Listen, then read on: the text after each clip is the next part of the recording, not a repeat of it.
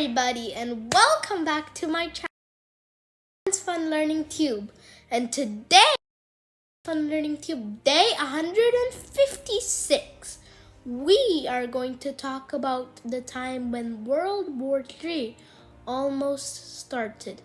Also, I know it's been quite a long time since the last video. I do apologize for this, and I will certainly make sure I fix this upload schedule. So, without further ado, let's get started. After being a colony of Spain for 370 years, in 1898, Cuba finally gained independence from Spain. In that year, there was a war between USA and Spain, and USA won that war. But after the win, Cuba wasn't an independent country just yet. It was a colony of the United States. In the year 1902, the Republic of Cuba claimed that it was an independent country. But even after this wasn't proper freedom because Cuba was still a puppet state of America. In 1934, a treaty was signed that Cuba had to give its naval bases to America and that no other country could build naval bases inside of Cuba. The situation worsened in 1952 when Fulgencio Batista became the dictator of Cuba with the help of the American government. In addition to this, about 80% of all of the companies in Cuba were owned by America. There were a lot more problems in Cuba, like health diseases becoming normal, poverty, gambling, even drugs. To this day, 72% of Cubans live below the poverty line.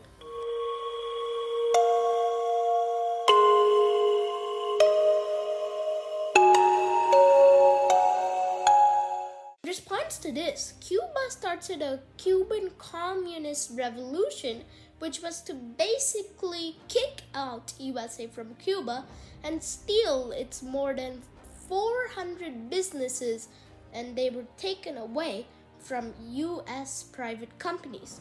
US obviously wasn't very pleased with this.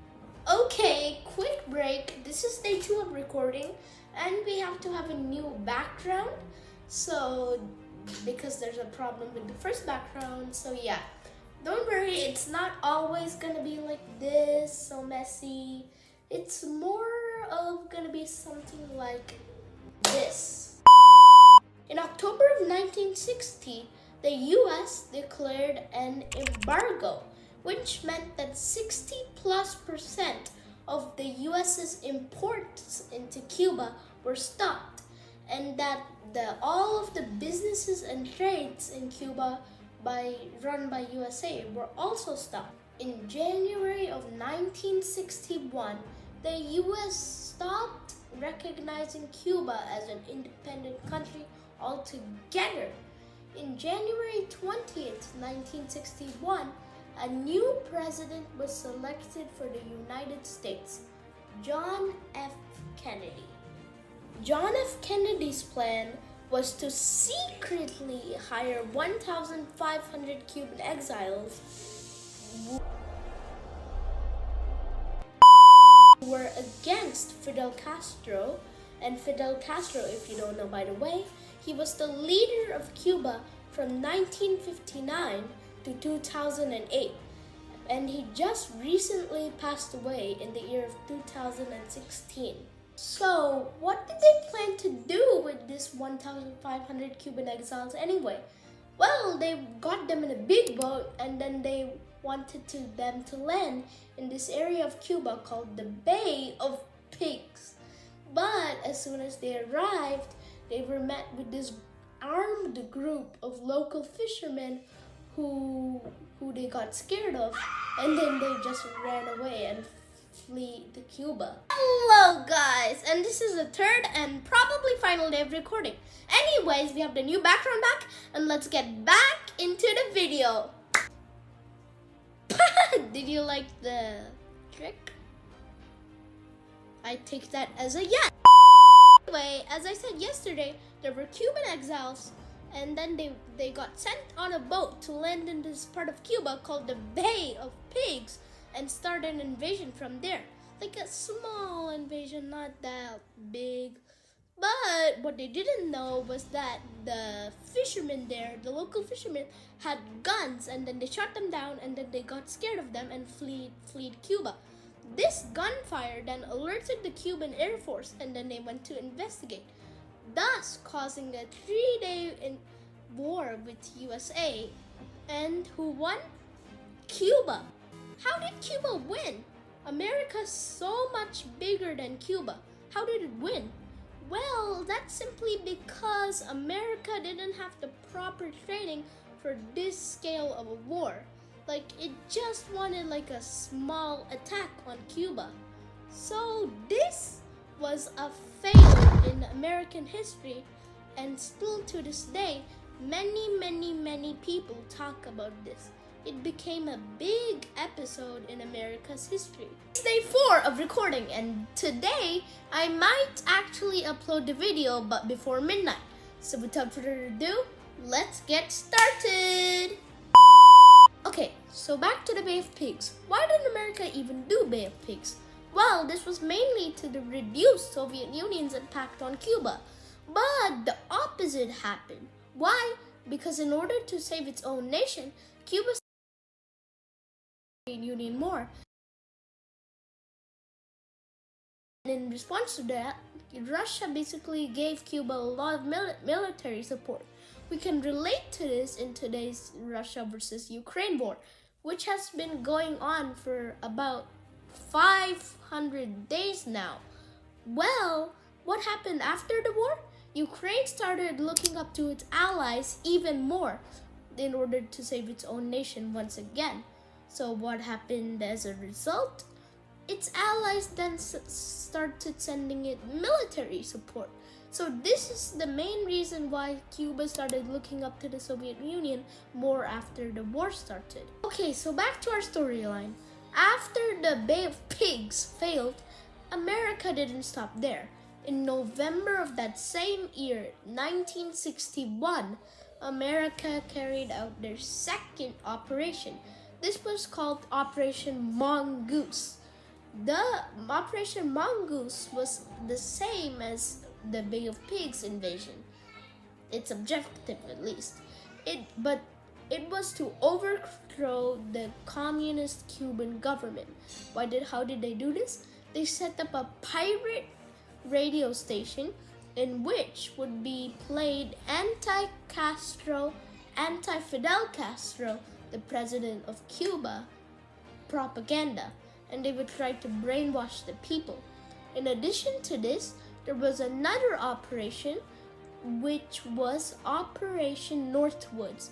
This was to force some friendly Cubans to stage an attack on an American naval base. But later they could use this as an excuse that Cuba had declared a war on America and that a war has started. Smart.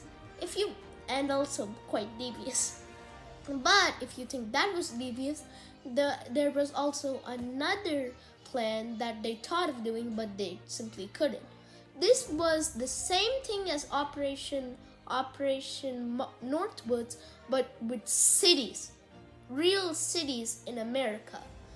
They wanted to kill their people to start a war. Hey guys, it's day 5. This video is taking way longer than I thought. So without further ado, let's get started.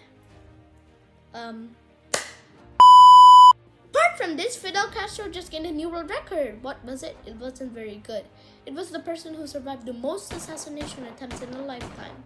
With an estimated 638, Fidel Castro gained his very first world record. But 638 isn't the exact figure.